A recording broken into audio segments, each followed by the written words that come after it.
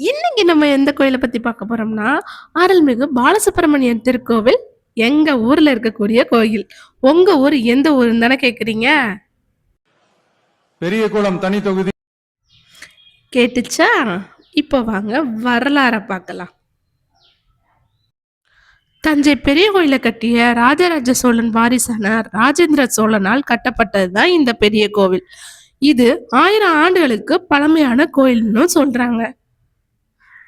அறம் வளர்த்த நாயகி உடனுரை அருள்மிகு ராஜேந்திர சோழீஸ்வரர் பாலசுப்பிரமணியன் திருக்கோவில்.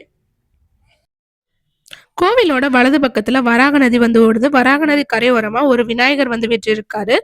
அது மட்டும் இல்லாம இந்த கோயில்ல தரிசனம் பண்ணிட்டு வேண்டிட்டு போனா திருமண தடைகள் உள்ளவங்களுக்கு திருமண தடைகள் நீங்கி திருமணமாகும்னு, குழந்தை பாக்கியம் இல்லாதவங்களுக்கு குழந்தை பாக்கியம் கிடைக்கும்னு நம்பப்படுது. அது மட்டும் இல்லாம முக்கியமான ஒண்ணு, வராக நதியில 2 கரையோரமா ஆண் பெண் மருத மரங்கள் இருக்கு.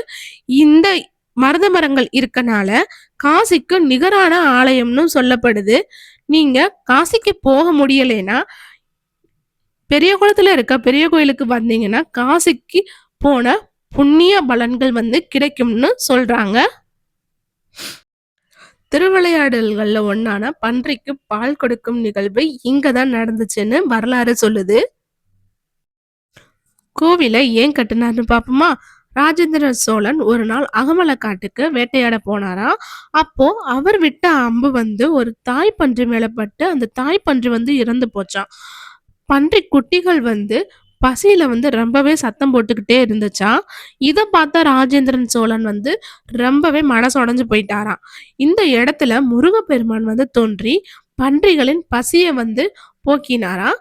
அந்த தன்னோட பாவத்தை வந்து கழிக்கவும் முருகப்பெருமானின் பெருமையை வந்து எடுத்து சொல்லவும் இந்த கோவிலை கட்டினதா வந்து சொல்றாங்க.